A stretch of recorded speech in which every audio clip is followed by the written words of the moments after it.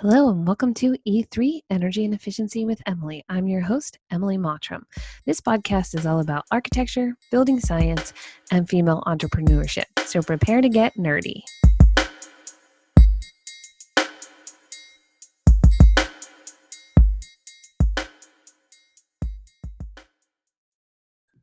All right, so welcome back to the podcast. Today we have Casey Gray on, so I'm really excited to have some Canadian representation. So Casey, why don't you tell us a little bit about you, your business, and what you've been up to? I think that's a long answer. Could be a long answer. Try to do a quick summary. A little bit of background on myself. I'm in Ottawa, Canada, so in the capital, and my background is in construction, and my main business is the Conscious Builder. I say in main business because I'm involved with other businesses, then everything's kind of intertwined. I have grown to really love business, so I support my wife and her vision with her studio, which is now virtual with everything that's happening with COVID-19. So it's meditation and wellness studio. And we have lots of other things going on that I won't necessarily get into here, but my main mission is with regards to the Conscious Builder and helping people understand, learn, build healthy, comfortable, and efficient homes. And we just passed 10 years actually last week. So that was exciting, but I've been in construction in the Ottawa area for going on 17 years at this point. Married, have one son. I tell people my son is my greatest teacher because he does what I do, not what I say.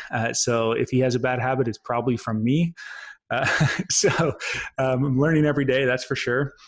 And yeah, what we've been up to, I think lately, with everything that's been happening, actually, the last few months have probably been some of the best months, to be honest. You know, obviously financially, we've been hit substantially, like the majority of people, but I've just been in a great mindset, and we've just been creating, and we've really upped all the content and stuff that we're doing on the Conscious Builder side with our YouTube and podcasts and live interviews. So it's been exciting because I've been extremely efficient, and I've essentially been sitting here for 3 months. I've had the opposite problem. We had all of our projects continue to move forward, which is great, and it's a good position to be in. But I've also upped the content, done more with the podcast, and done more with BS and Beer. And so I've been really excited about everything that's come out. And I hope that there are a lot of people that are taking this time to have a break and think more consciously. That's one of my biggest hopes, is that coming out of this, you know, I hate hearing people say, let's get back to normal. I don't want to get back to normal. I want to make the new normal. And I'd love to have you expound a little bit on, you know, what conscious building means to you in particular, because we've been talking through all the building science about not just energy efficiency, but connection with nature, preservation, existing buildings, new buildings, carbon offsetting. And it's hopefully given us a time where we've known that it was important, but everybody was really, really busy. So it was kind of one of those things where you're like, yeah, I know that's important, but I'm too busy to think about it now. And so hopefully with COVID, everybody slowed down at least a little bit to take a breather, minus me, but hopefully everybody else has slowed down a little bit to take a breather and say, okay, what's really important? And we've been talking about it for a long time, but I have a tendency to fall too far into the technical side of it because I'm really interested in building science, and then kind of remembering the reasons why we do it and then talking about that. So when you say conscious building, what does that mean to you? Yeah, so the word conscious really came when my wife and I started a podcast probably 6 years ago at this point, called the Conscious Living Podcast. And we're really into personal development. So conscious to myself, to my wife, and where this came from for us, it's really just a state of being aware. Right. And everything we do at the Conscious Builder is custom, right? We're not doing the same thing over and over again. We don't have hundreds of homes that we're building. You know, we're working with clients, and we're doing some small projects, but a lot of bigger projects. And, you know, we have a few projects on the go at any given time, depending on the scale of them. And what I've come to realize after being in the industry for so long is that we're all different. Right. And what's right for me isn't necessarily what's right for you. And to tell people that there's only one way to do something and that it has to be done that way is just not going to work. So where I see our role is to give our clients or people who are watching our videos, anybody who's wanting to listen to what we have to say, all the information that we currently have so that they can make a conscious decision, right? So we need to make sure that they're aware of what the implications are, and then they can decide. Often, I think a lot of people are making decisions. Most of us, outside of construction, we go through our lives unconsciously. We pick up habits unconsciously. The last 3 months, we've all picked up habits, whether we're aware of them or not. We have picked up habits. They could be good, they could be bad. Once again, that's a whole other conversation. What you define as good and bad. But if you are aware of those things, you can start putting in a lot of powerful things into your life, right? You can make a lot more powerful decisions that have a larger, more positive impact on your life, on the environment, on your health. And that's what we're really doing, is just making sure that they can make that conscious decision. Does that mean that, every house we build is straw bale homes, or we haven't done any straw bale homes actually, but you know what I mean? Are they all going to be passive? No, it just financially, it might not make sense for somebody, but they're going to do what they can, and they are aware of the decision that they're making. Right. So that's kind of the way we approach things is it's custom. We work for homeowners, and we understand that there is a different definition of sustainability, for example, for everybody.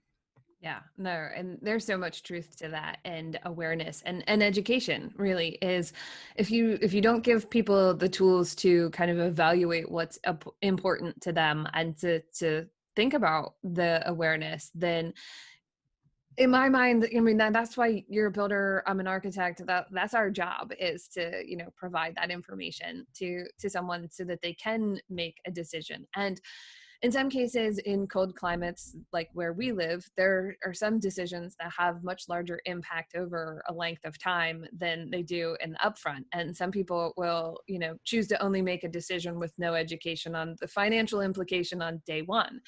And it's kind of like when you start talking to them about like, okay, well, after you move in day one, it's going to cost you X, Y, or Z to live here. Or, maybe you don't, maybe your decision was the market told you needed 2,500 square feet, and we back up and we talk you through and you only need 1,700 square feet. Wow. You know what? That in theory hopefully got more cost effective, or gave you an opportunity to put more energy efficiency in, or put solar panels on the roof, which might hit another target that you didn't even know you should be aware of. So that's the thing I love right now, is that there's so much content available for people, and just trying to get the word out about what's out there, why we build the way we do, why we approach it in a different way. It sounds like you have kind of a similar approach that I do. Is when people come to me, I'm not the architect that's like, you have to do it this way. I'm like, you have to live here. I don't have to live here. You have to live here. So, at the end of the day, what works for you or what works for me, like we are, we have my husband and I, and we have a dog.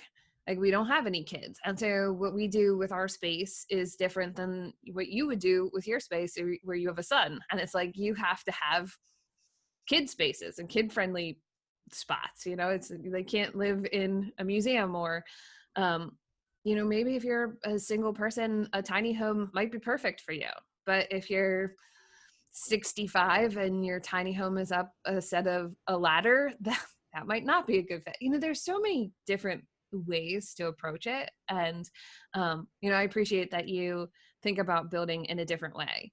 Are you also doing a lot of the designing for your custom work, or do you work with other individuals, integrated team? How do you put together a house? We don't do any design. We stick to what we're good at, and we're carpenters. I'm a carpenter by trade, although I don't swing the hammer very often anymore. We work with other people like yourself, right? So we have a few that we'd recommend, that we've worked with, or they recommend us, and we kind of build those relationships as opposed to just having it in-house. We did do it in-house for a little bit, but I realized that I can't train those people because I don't have that training, nor do I have the time, right? So So yeah, no, we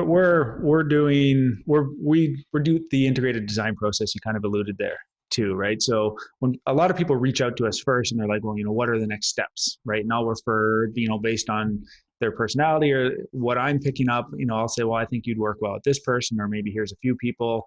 Reach out to them, see who you like. Ultimately, we like to be involved in the design process, but essentially I just get involved with the calls and I offer my input to make sure, for the most part, that things stay on budget and that the way it's being designed, it makes sense for constructability purposes. Because obviously we've had all sorts of amazing designs that come to the classic cases. We get the design, they say, well, here we want to build this house and here's our budget, right? And the design's up here and the budget's down here. And I say, well, I don't even have to put a number together to know that I can't do this for this price, right? But if we were involved from the beginning, we could have helped. But people don't like to necessarily commit to a contractor without seeing a price, which I understand. Nope. That's why we do everything open book. So we just have fees, right? Here's our fees. We're going to share everything. Yeah. Whatever our cost is, we're going to show it to you, and you just know that you're going to pay our fee. And this is what I recommend you budget for what you're describing to me. We come in less, great. We come in more, I'll warn you when we're getting there. Yeah, I am a huge proponent of picking a contractor during the design phase. I actually will not do bid work. Every once in a while, we have somebody that falls out for some reason, they can't take it on or something, and we have to go to another contractor. But this is a big issue in our industry, which is that architects don't buy materials and every contractor is going to build a little bit differently. So if I start a project with you, we can work with ways that you've done things. Every once in a while, I might ask for something that you either haven't done or would be different. And everybody weighs the balance, but then you're invested, I'm invested, the homeowner's invested, everybody on the team is happy because we've all figured out what's important. And then when we have budget discussions, it's actual real materials based on what you're getting from your suppliers. But it's also taking into account ways that you can do this project more cost effectively because your team has perfected something or done something a certain number of ways. And if it's apples to apples, then there's no reason for the homeowner to spend more money with me designing something that you're not going to build that way, or for you to say, okay, well, we're going to build it the way the architect drew it because that's what they drew. And yet there could have been a simpler, easier, more cost-effective way to do it. So I tell everybody who wants to work with me, who comes to me, that they have to pick a builder. And similar to you is I sit down with them, have a meeting, and I'll say, okay, if you don't have a contractor, here are 3 names. Like, go out, meet them, see if you like them.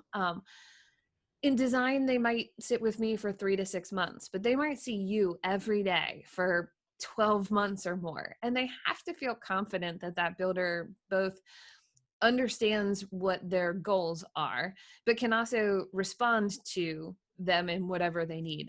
I don't know how it is in your area, but in Maine, a lot of our clients live out of state. And so half the time they would be communicating with somebody who isn't there to come to the job site to answer questions. So they just need to be able to know that they can get whatever information they need. And some of my clients are totally different. I have some engineering clients who need to know every detail. And I have another client from California who's been to the site once and is like, we love you guys. We designed everything online together. And like, we're building them a house, and they're just completely confident in the weekly, this is what happened on site. This is the decisions we need to make. These are the professionals that you hired. Here's the team that we have. And that's been awesome. So every client is different. How they use their space is different. And so I work the same way that you do, which is that the team has to be together during the design. It gets everybody a better project. And as an industry, we need to start working on this more. Like, the builder and architect should be good friends. They shouldn't be adversaries. Yeah. And I don't, that common for, like, is it, I would say that you're uncommon in the world of architecture, at least in my experience here.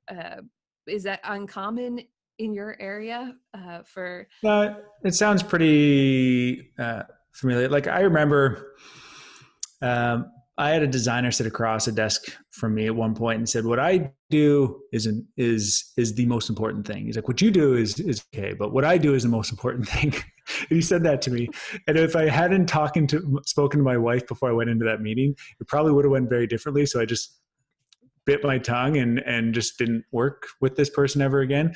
However, it is, it's interesting because there's a million people or parts that need to come together for a house to come to reality, right? It's amazing that anything ever gets built, right? Even if you just think of where everything comes from, and if you want to like trace it all the way back, like it's crazy. But even just within the amount of people involved in the physical project, people need to get along. And at the end of the day, we're all on the same team.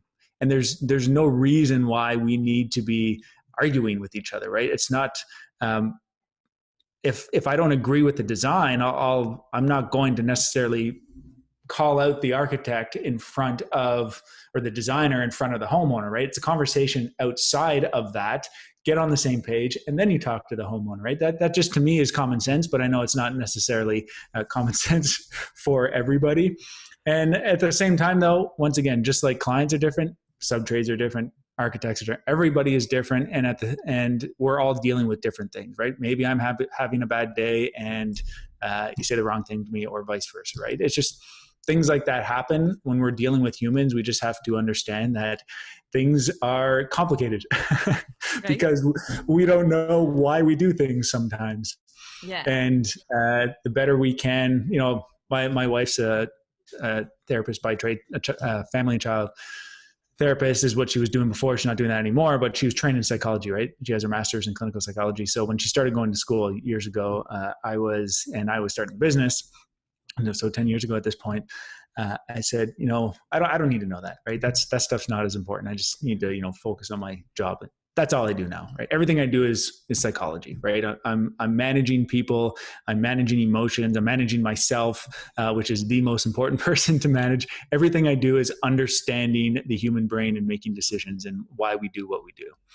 Yeah, I've often heard it referred to that, architecture is like being a marriage counselor. I think that it's any type of residential building is basically counseling, however you have to deal with it, whether it's the homeowner, the design team, the subcontractors. Like you said, you're managing all of those peoples and personalities, and just giving yourself the grace to remember that sometimes you do have a bad day and you react really quickly, and then you're like, I'm sorry, I didn't mean that. I, was frustrated or whatever. And it's really important to be a people person in this trade. I was actually talking with another architect earlier, and that's basically what she said. Like you have to be a people person. You have to be good with working with people to be in the construction industry, because I've been talking a lot. Construction people are not all people.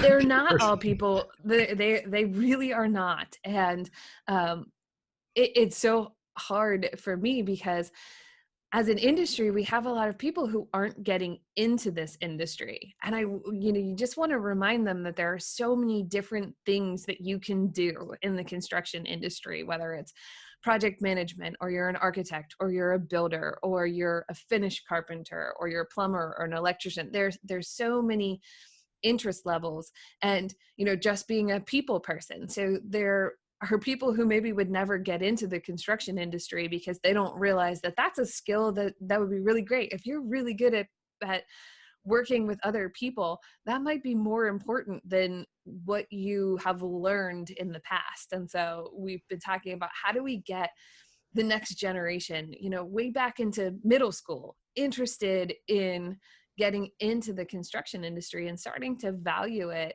as something cool and exciting to be in. I mean, those of us that are doing it think it's cool and exciting, so we keep talking about it. And I recorded a podcast a couple of weeks ago with another architect who said, he had an architect come into his school, talk about architecture, show them SketchUp, and I was hooked. He's like, I didn't even know that was something that I could do or would have been interested in. And then this person came and showed me what they did, and then I was hooked. And so that's part of the reason why I do this podcast is to just start talking about.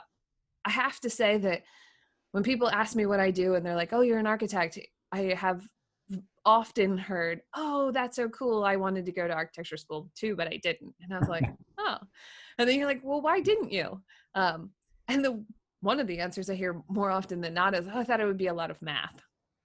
Uh, which, I mean, yeah, I do math, but I wouldn't say that I'm like a math teacher doing math all day. Like the math is practical to what I'm doing, so it applies to something, so it can be interesting.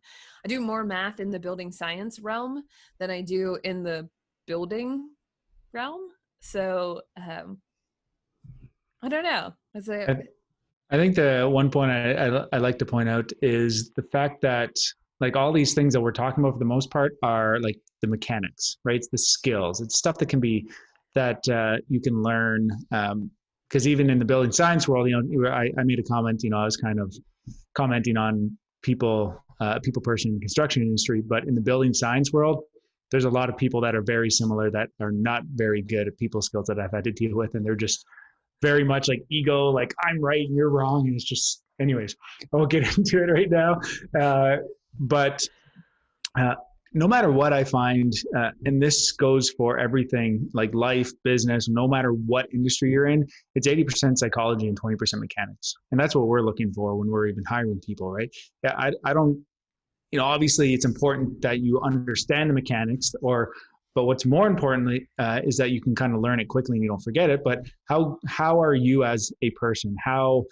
What is your psychology like? How do you treat other people? How do you manage that portion of it? Because that is a lot harder to learn, because that goes beyond just having to slap up a wall or rip down a wall or plumb in a toilet, whatever it may be. That to me is all easily trained. It's all those other habits that these subconscious habits that we were talking about at the beginning that we've subconsciously picked up throughout our life because we weren't paying attention, right? We weren't aware of that. So I think everything we do in life, whether it's being an architect and running your own business or a contractor, subcontractor, whatever it may be, if you work on yourself, if you start to understand yourself, everything else becomes easier. Yeah. I love to read, and so I read building science books, architecture books, business books, and I was reading one business book, and I don't even remember what it was talking about, but I was thinking like I picked up this business book because I'm in business for myself. But as I was reading it, they were talking about how so many of these principles also just make you a good employee. There are plenty of people who don't want to own their own business, but understanding the how the business runs makes you a better employee. Understanding the awareness of this thing that you have makes you a better employee. And I often wonder if there are just a lot of people who are working jobs that they don't really like because they felt like they had to go into that, or they ended up there. And so that was the one thing about COVID and being home, and maybe having the opportunity to change the direction of what you're doing. I don't know. It certainly gave me an opening to start doing other different things with the BS and Beer Show. And I've had a bunch of really great podcast guests on recently, which is super exciting. And today you convinced me to record video. So we're going to give this a whirl, right? So, and I always say when I'm talking mechanics of things, like there isn't one way to do something. And so it depends. When somebody asks me like, oh, well, what's the right WRB? I'm like, well, it depends. And I think that the way that you're approaching business is a similar way. It's like, well, it depends on how you react to this, or what position you might be in, or what you thought you might have been good at. And my business coach often says like, you seem to really enjoy the teaching aspect of it. I'm like, I do like teaching. Teaching is fun. That's I learn as much from my students as I do, because they teach you about how you're teaching. Like it might not be about the subject, but it's a lot of great feedback on, especially when you're teaching building science to someone who's not, who's just learning architecture. So they don't even quite yet understand how buildings go together. And then you're teaching them building science, and I'm talking away, and all of a sudden I'm like, oh, everybody's eyes glazed over. Back it up. Right. Well, I think that's when you become a better student too, is when you're forced to teach, or when you put yourself in a position to teach, you have to make sure that you understand it better. right? And by teaching it, actually helps you learn, right? So if you want to teach, learn. If you want to learn, teach, is kind of what I always thought as well. That's cool. So you're building houses, custom houses in Canada, conscious building. I know it looks like you do passive house, R2000, net zero, Energy Star. So what is R2000? I know I asked you this before we started recording, but I think this is funny. This is a Canadian standard. Yeah, it's another building standard, just like any of the other ones that where you have to basically check the boxes off and hit a certain performance rating. It hasn't done that well in Canada. Like they haven't really done a good job of marketing it. Like not like Energy Star, for example. But if you're thinking of, at least here we have minimum building code. The next level up would be Energy Star. Then you would fall into LEED certification, but that varies because they have different certifications. But LEED also focuses on material, not necessarily efficiency. So what I'm kind of laying out right now is more of the efficiency. What are the most efficient homes? R2000 would kind of follow, then net zero, and then passive house. And like at the end of the day, we've done our 2000 homes, but now with CHBA's new standard, Canadian Home Building Association, with net zero, that seems to be the one that makes the most sense for the custom homes. We do a lot of renovations too, but we don't necessarily get into the certifications. We do model the homes, and we want to make sure that we're hitting certain air tightness and that sort of, and an EnerGuide rating system, which is different than the US where you have the HERS system. But here we have the EnerGuide, so we might have a target that we're aiming for on that. But it's a little bit different. So it's just another building standard that if somebody were to go for it, that seems to be kind of disappearing with this new net zero coming, at least from what I'm seeing. Yeah, we're finding pretty good houses getting a lot of traction because people want to build, basically like you said, they want to build the best thing that they can afford based on what is really critically important to them, but they don't necessarily want a certification.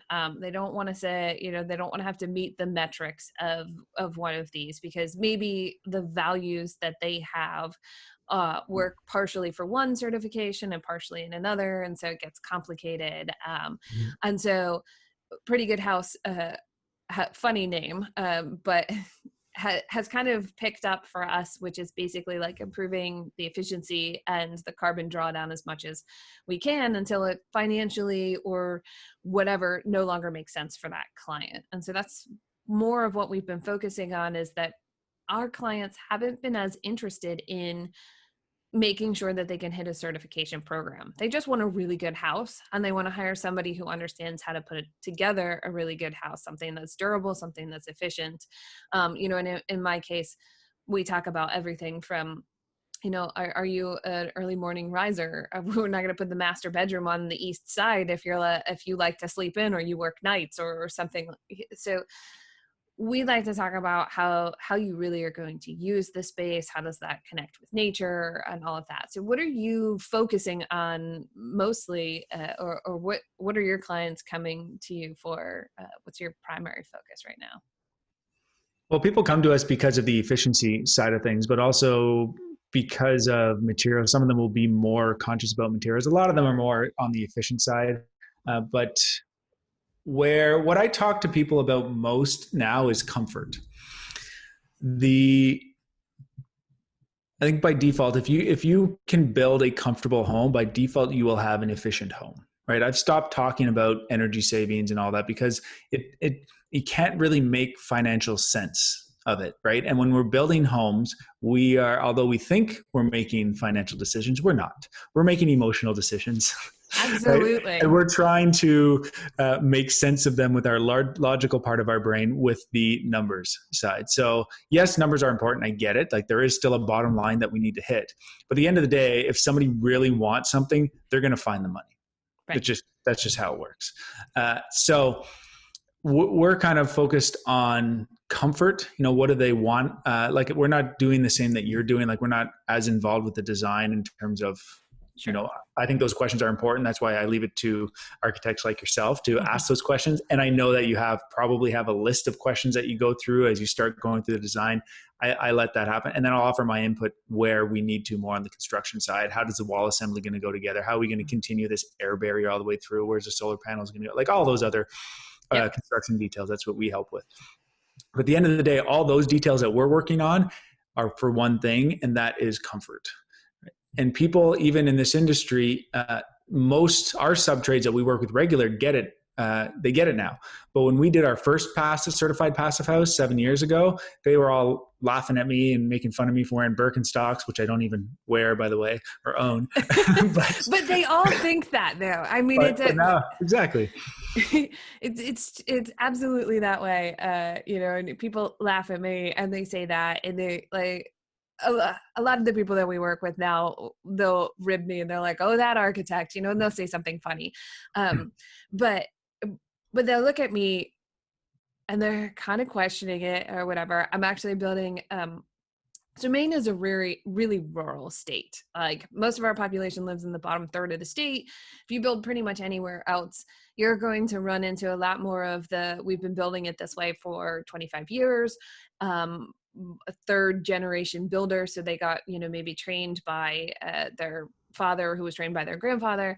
We have a lot of lumber companies because we have a lot of wood here. And so most people go into the lumber companies, they get all of their materials, and the lumber companies kind of say, this is what we're doing. So I'm building this house, and it's really exciting. The homeowner actually has, we have to build her as healthy of a house as we can because she has some allergic reaction to some petroleum, which there's petroleum in literally everything. I mean, we have had to rethink about every material we've used. On our concrete forms, do we use a different release agent for the forms so that, I literally everything, thinking about how it all goes together. And so I send the plans to the builder. He's a third generation builder, but he's younger and super excited. And he's like, I know I'm going to learn something from this process. And I'm like, okay, great. That's all I really expect, you to say is you're going to learn something. And so he takes it to the lumber company, and the guy at the lumber company is like, why would you want to build this? This thing's going to be a petri dish, blah, blah, blah,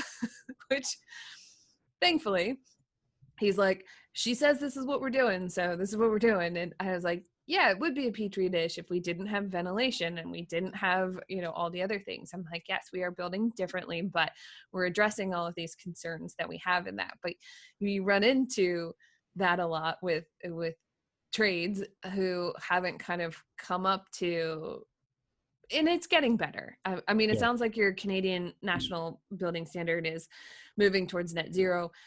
We still don't have codes in some parts of Maine. So it's been a little bit more of a slog for us to try to get on board.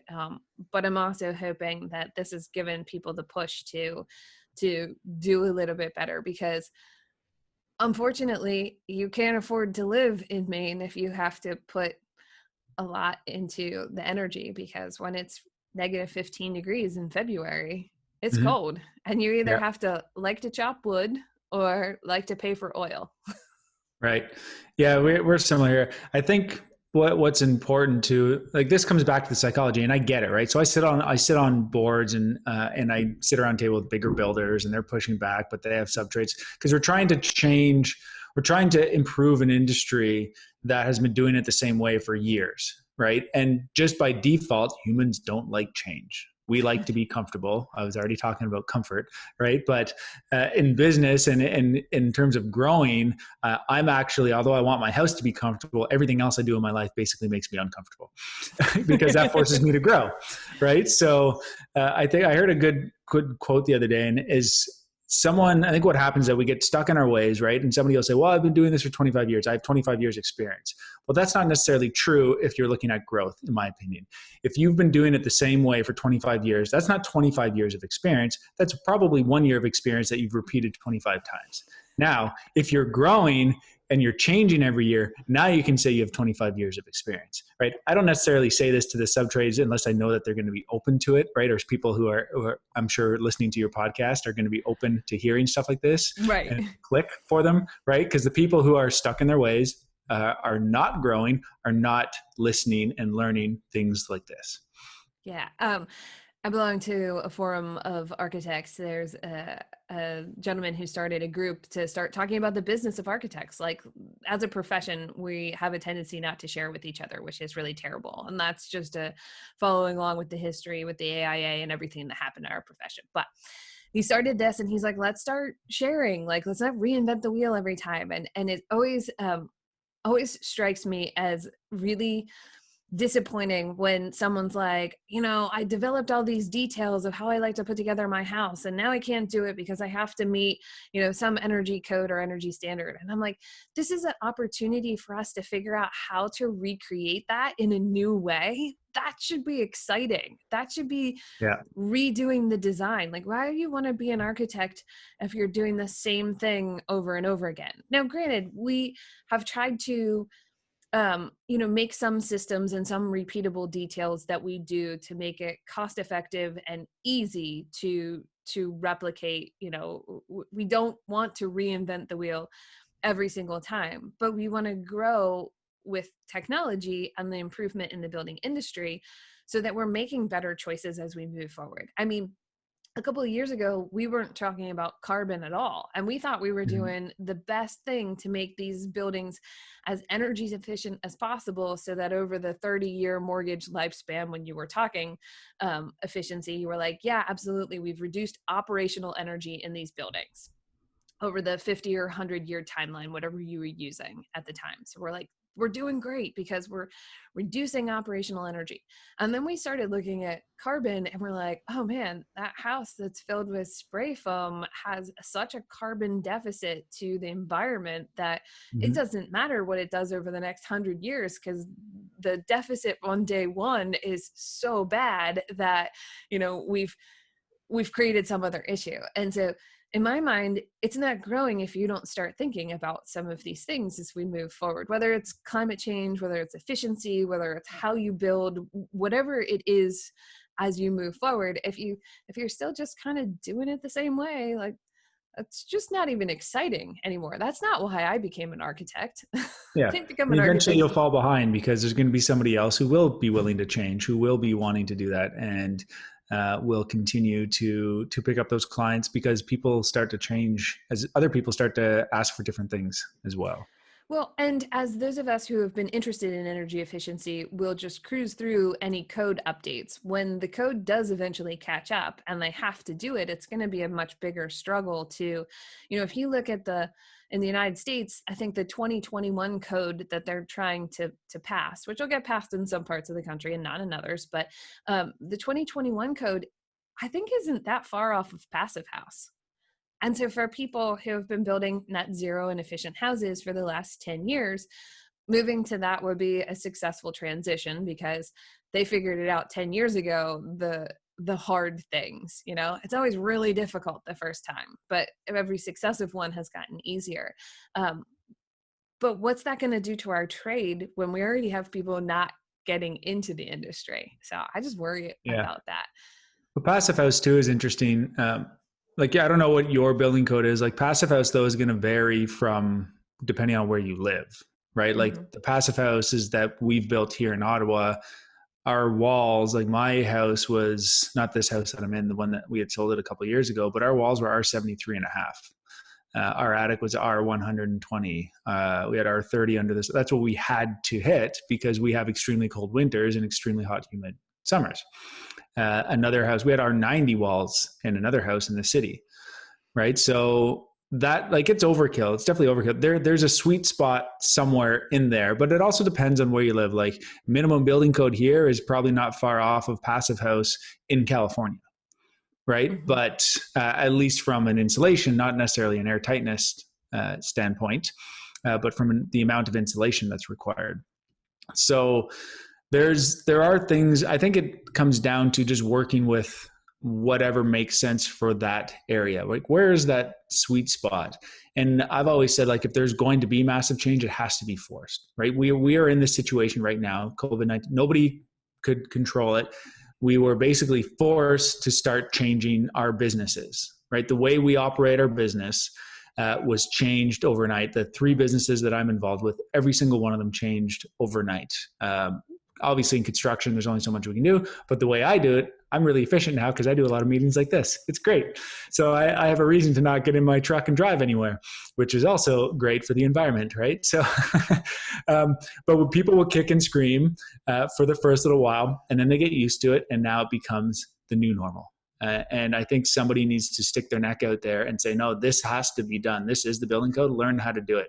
That's just the way we're going to do it. And using COVID and online meetings is a great way to explain that, because everybody really fussed about it at the very beginning doing these online meetings. And what a lot of people have figured out is that doing online video conferencing is actually a great way to do things. It's been fantastic for us because everybody's looking at the same thing, whatever we're sharing on the screen. We can still see each other, so it feels personal, but you're looking at the same thing on the screen. So it's a very focused, very detailed meeting. You can record it, which you can't record a live meeting, at least not in any good format. So you can record the meeting so you can go back if you missed it. Oh yeah, what did they say? I forgot to write a note about this or that. And so people are finding that they can do this, that office space that they've been renting that was X number of dollars every month is kind of obsolete. They don't really need that, and they in the last 3 months have put, 100 miles on their car, right? Because the only place they go is from their house to the grocery store and back, because you can't go anywhere else, or, you haven't gone to a job site. And so hopefully that's going to, remind people. And I agree, there has to be massive change that just says, this is what we're going to do. I'm a firm believer in licensed trades. I think more people will be interested in construction if it's a licensed trade. You see people going into the trades that then want to be electricians and plumbers because that's a licensed trade. They don't have to be licensed in Maine? No. Interesting. Yeah. See, he didn't even know that was a thing. They don't have to be licensed in Maine. And so, and then by licensure, instituting some continuing education that is local and easy to do. So it doesn't have to be some certification where you got to travel a long way to get the continuing education that you need. And it needs to be, kind of location specific. That was a big issue that I had when I first got into the building science industry. Of in the United States, you could get the same window everywhere in the country, and that was it. I'm like, but this is the Northeast. I want a really high solar heat gain coefficient so I can use it to help with some ambient heating in my space. And it's like, nope, here's this low E window for you. I'm like, I don't want a low E window. So that has luckily gotten better, but it was something that I've talked about a lot on the podcast this season. Is we have 8 climate zones, and some states have like 5 of those 8 climate zones in them. So you can't be like, oh, I work in Colorado. Well, where in Colorado do you work? Because if you're in the mountains, you're one standard. If you're in the lowlands, you might be in zone 3. So what's appropriate for your climate zone, and plan sets, you're right. Everybody is different and unique. And so a lot of times a plan set doesn't fit, but I always dislike when someone comes to you and says like, oh, this is the plan that I kind of want. And you look at it and you go, especially for you, if people come to you with like a plan set that was clearly for Florida and you're like, yeah, that's great. Kind of not going to work here.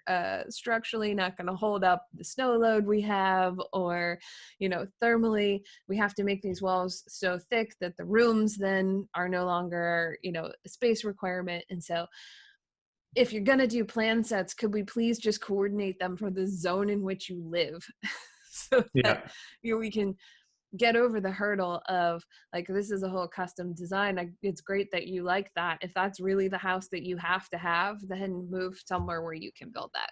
That's not usually a kind answer. People don't like when I say that to them. Tread lightly. Yeah. Tread lightly. Well, because that was another thing that came up, I actually think, on BS and Beer. Might have been on the podcast. I don't know. All this building science recently, I get confused as where I talk to who about what. But I don't even know what day of the week it is. It's all good. I know. I thought it was Friday this morning. And then I was texting somebody else and I mentioned something and they were like, I thought it was Wednesday. I thought I lost a whole day of the week. So none of us know what day of the week it is anymore. But they had said, if the barrier to entry to building in somewhere like Maine, which is not nearly as cold as where you are, is a certain level of efficiency, if you can't afford to build a new house or a new building to that efficiency, then maybe you shouldn't be building in that area. So it's probably Yeah, and I think the other thing too, depending, there's two sides to that, right? When you're talking about the carbon footprint portion of it, sometimes the best home for the environment is the home that's already built, yeah. right? So I have a lot of conversations. Building a custom home is not cheap. It's expensive. It doesn't matter if we're building a passive or R2000 or net zero or Or anything. code, Building, really. yeah, I mean, like just building building to a code is passive. expensive. Yeah, building a custom home is expensive, and that's a lot of conversations that I have with people. They're like, "Well, here's what we want to do, and we want to, our max budget is 600 for the house and the lot." And I'm like, lots around here are at least 250,000 for an empty lot. I'm like, there goes half of your budget. Remove HST, remove like all this stuff. We have 13% tax on everything here. Like we got enough left for a tiny home and a little addition on that sort of thing, right? So, right, those are conversations that go. Obviously, it's part of the education process, but then that leads into why not renovate, right? Why not find a home where you don't have to do all the site work? You don't have to pay the development charges. You don't have to dig a hole. You don't have to put the foundation in, right? You find a home that has good bones in an area that you like, that already has certain things done, and then we renovate it. Is it going to be as good as if we built it brand new? No, but it could probably check off the budget portion of your requirements, and we'll try and get as many of those other priorities as we possibly can. And it's actually probably better for the environment at the end of the day, because you'll be able to maybe put a little bit more money towards better products and healthier products. Yeah, we've had that conversation a lot because renovation is usually the best way to get it most economically, and that sometimes the answer isn't improving the efficiency of that structure. I mean, yes, you want to do some stuff, some durability. The hardest part that we have is there's a lot of junk that was built, which is tough, and some of it, I don't know if you have this problem. I don't know. People here seem to think that their basement is just something aside from the rest of their house. So like it's just this thing that holds up the house, kind of like the yard or whatever. And so plenty of people have mold issues, like major mold issues that they just never addressed. They haven't dealt with condensation in the lower space. It's unheated. Maybe they take the old boiler out that used to warm that space and keep everything temperate, and they put in a more efficient boiler, not realizing that used to give heat to the space, and now they've got some kind of condition. And so there's a lot of stuff that hasn't held up durability wise. And so to renovate some of that stuff, they have to start, you get something that's riddled with mold. At that point, you're gutting it anyway, which is unfortunate. But that there's nothing on the market. So that's been the hardest part here recently, is that the lack of inventory has been a problem. And I'm particular. My husband and I moved to kind of an interesting area of Maine. We live on the coast. And in this coastal area, there's not a lot of industry. So there's fishing and there's out-of-staters. And that's sort of what we've got here. And I made him look at 50 houses before I picked one that I was like, I could work with this. So Yeah. I'm probably pickier than most people. I don't even want to say it was a wish list, but my understanding of how the building, like, it had to have a good layout. It didn't have to be big. I think our real estate agent must have thought I was crazy, because I couldn't just give her a list of what I wanted, because it was sort of an if then that. Like, if it's a small house and it doesn't have room for my office, I'll rent an office if it has a good layout and it works for this point, and this point. But Sounds like the conversation I was having with my wife the other weekend. I'm like, I just need to get clear on what you need. Like, yeah. So I think yeah. that she must have thought I was crazy, because I was just like, I think you're just going to have to show me all the things, because I can look at the online listings and I can look at the pictures and I can get a general idea. So I know what I'm not going to like. So if I send it to you, it has some kind of merit, and it might be completely different than anything else. Like it could be 1,000 square feet, and the next one we go and look at might be 2,500 square feet, and they may have nothing that's relatable so I think I was I'm probably partly really laughing because I just saw your my cat's dog. tail go. Or was it your dog? Yeah, I Yeah. couldn't. That's my dog. I had the door closed in case they were making noise upstairs, and he decided to push the door open and come in anyway. He spends most of his time in the office with me. Yeah. Oh, you probably saw my little guy playing through the glass doors behind I me. did. He was checking it out. What are you doing in there? Yeah. Um, yeah. So I guess there's at the end of the day, right? I think it's going to vary depending on where you live, right? And it's just a matter of, once again, finding the right people, taking the time to build the right team, and figuring out what works best for you. Right? Coming back to that word conscious, I think, and that's where I think it's really important to continue to work on ourselves, because when we work on ourselves, we know what we then like and what we don't like, and we can kind of explain it better. And when we know ourselves better, then we can better understand others too. And when they can't explain, it's like, I get where you're coming from. I was just dealing with that, right? Yeah. Yeah. And I found that in a lot of times that, the whole thought process, they come into it and they're like, yeah, I don't want that. And then you sit there and you explain to them, the whys and hows and, why you feel like it's important. And people are always like, you make building science sound so interesting. I'm like, that's because to me, it is interesting. Like I'm always trying to improve that part. I'm always going to be a continued student learning. I mean, I have done almost all of the energy certifications, and when I took the passive house course, he was actually like, why are you here? I'm like, because you're going to teach me something I don't know. I don't know what it is yet, but you're going to teach me. Like, do I understand the basics of building science and the underlying things of passive house? Yeah, absolutely. But you're going to teach me something that passive house does that I don't know yet, and I want to know that. And then I can apply that to something else that I'm doing. And it's why I read business books and getting better at business. And, and why I was like, okay, we'll video record this, because, hey, you know what? That might be the next thing I need to do. And so I'm right there with you on constantly learning and constantly improving. And I always tell people, I'm like, I don't know everything. I Yeah. wish I did, but I don't know everything. So And as that, soon as you think you do, then you're done. yeah, I think that knowing that you don't know everything just opens you up to awareness that you're willing to learn something new, which is fun. So I don't want to take up a ton of your time. I always like to end the podcast on references. And usually I ask somebody for a good book or a good recommendation on that. I want you to first tell us about all of the other places that they can learn more from you, because it sounds like you do a podcast and you do some YouTube videos. So that first. And then aside from the things that you're doing, are there other places that you like to go to learn more or open, especially because we talked about building science and we're obviously both kind of in that energy profession, but the way you describe it and consciousness is maybe a little bit different than just learning about building science. And so any references that you have to that would be unique and new to podcast listeners. Yeah, for sure. And so in terms of where we can find us, we're pretty much everywhere. Just Google the Conscious Builder and we should pop up. Everything's through our website.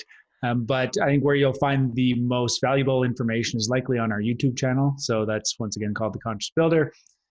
We are in the process of doing something that's pretty exciting that will continue to help people in business in the conscious building world, sustainable building world, anything to do with that, called the Conscious Builder Academy.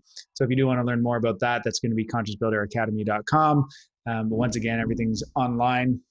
There, I've actually started a list of books too that have helped me over the years, and it's just starting to be populated. So you could probably go there. But in terms of where I go to get my information, part of what I can't say I've ever read any building science books, to be honest. I learn by doing it, right? I read every single day, but those aren't the books that I read, because that's what I do day in and day out. Sure. So those I learned by interacting with energy advisors and architects and having to actually work through the the importance of the assembly and actually the details, right? So that's kind of how I've learned that part of it. It's similar to the reason why I got into carpentry is because I love learning. I don't like sitting in a classroom and learning. That's just not Yeah. how I learn. I'd rather go out there, get my hands dirty and actually do something. And then it clicks for me and I can learn really quickly. Yeah. And that's just me knowing me, right? So I know what I liked at the time when I got into it. I didn't really know why I liked that sort of stuff, but then it started to click, right? As I Right. started to do all this other stuff. But in terms of a couple of books that have really helped me, the actually I'll back up a little bit. One thing that's helped me a lot is actually meditate regularly. So reading and meditating and journaling. I haven't done that as much lately, but I actually went over a year where I blogged, and it's all public. It's on caseygray.com. You can also go there and you'll find everything that I'm working on. But I've written over 400 blog posts just to get it out there. And it just, once again, it was just one of those growth things that I had to do for myself, right? I'm better at just doing it. Yeah. So I definitely recommend looking into anything that gets you started with that. I think whatever you do in life, learning how to meditate or just understanding the importance of it is a huge help. And I actually just interviewed a person named Vish Shattery recently, and he has a book called The Business Casual Yogi, which you might appreciate because it's a business book, but he kind of brings what he's learned in the Ayurvedic world, which I'm starting to learn about, into the business world because his background is in tech, right? And I could really relate with him and his book. And I don't think, oh yeah, I have it here. I'm going to do a plug for him. That's Actually, if awesome. anybody, I don't know what you do for your podcast, so I have some signed copies coming from Vish. So if anybody wants to share this podcast or wherever you put it out there, you tell me, you pick a winner and we'll mail them a signed copy of the book.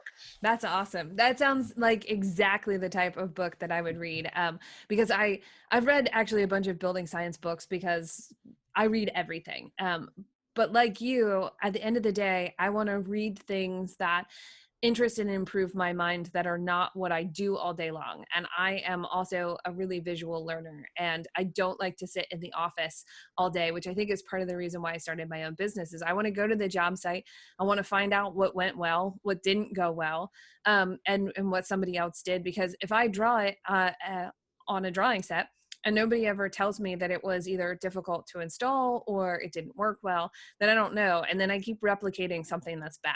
So I really like to go out to the job site and talk to everybody on the site to find out, like, what could I have done better? What would have been more interesting? Was there too much detail on here? And you were like, I never look at this sheet. We talked about it a couple of weeks ago. I think it was in reference to an article that Justin wrote in Fine Home Building, which was, maybe we should just have QR codes on our drawings that link to like a really short 8-minute video of somebody installing exactly what you're doing. Like, would that Smart. be more useful? I mean, when, especially with YouTube, I feel like whenever I don't know how to do something, I will go to YouTube and I'll Google it and I'll find out if I can figure out how to fix it or install it or build it or, you know, everybody, it seems like during COVID-19 is building or is doing a sourdough starter and making sourdough bread. Like, did you go to YouTube and find out if your sourdough starter, like if it looks like this, is that okay? You know, it's just, so I feel like it should be pretty easy. Who doesn't have a smartphone on a job site and can't take 8 minutes and then go, okay, I get it. Maybe it's me and the type of learning that I do, but I'm definitely a visual and hands-on learner. So sometimes a 2D drawing may not tell you what you need to know. Like, it might be detailed and it might show tape and flashing, but if I show you a video of, you know, our friend Ben installing the window, then you're like, oh, okay, I get it now. I see how that, you know, goes around that corner or how that flashing detail works. And so I always thought that would be a really cool way to, you know, like 8-minute shorts on different installations. That would Yeah, be kind of cool. I think it's a great idea. Let me know if you want us to make some videos for you to throw into your plans. I do. I want you to do that. Absolutely. I think that Send me would send me be the videos that we amazing. need, and we'll make them.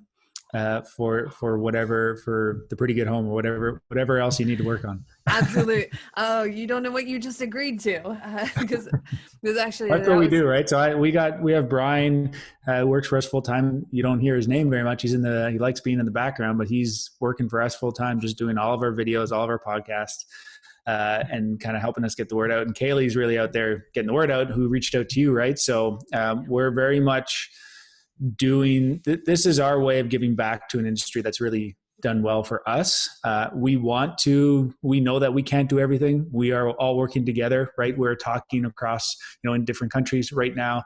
If we can help you, then we want to do that. If we can help people in your area. Once again, we know we don't know everything, but by doing these types of things, we're going to be forced to learn something new, right? So yeah, I think that's great. And so that's absolutely a book that I would pick up. I love Ayurvedic medicine. I love yoga and meditation. I do a lot of that stuff, which is maybe why when you guys reached out, I was like, yes, absolutely, I want to talk to you, because that's exactly how I want to approach things.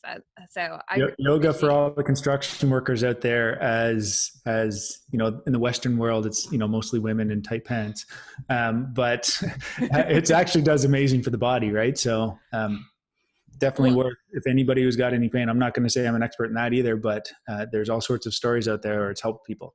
Yeah, well, and in the construction industry, because it's hard on your body, but also what I think people are learning now, especially with COVID-19 and not getting up and kind of leaving the office spaces, we're also not meant to sit all day either. So yoga is definitely great for office people, and I can attest to that short hip flexors, because you sit all day, it's just not a great thing. So but yeah, so I appreciate you coming on today, sharing your information and what you're doing and how you're pulling it together. I'll make sure that I put a link to your website so that people can get on there to follow all of your other links and Google you and YouTube. Thanks so much for having me. Yeah, absolutely. Have a great rest of your day.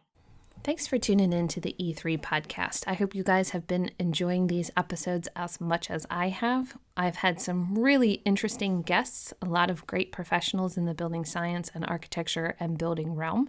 So thank you to all the guests that have been on. If you're enjoying the podcast, like and share on iTunes, Spotify, Stitcher, or leave me a comment on the website. And if there's somebody you'd like to hear from or you'd like me to have on the podcast, send me an email, emily@mottrumarch.com. Otherwise, have a fantastic weekend, and we'll see you again next week.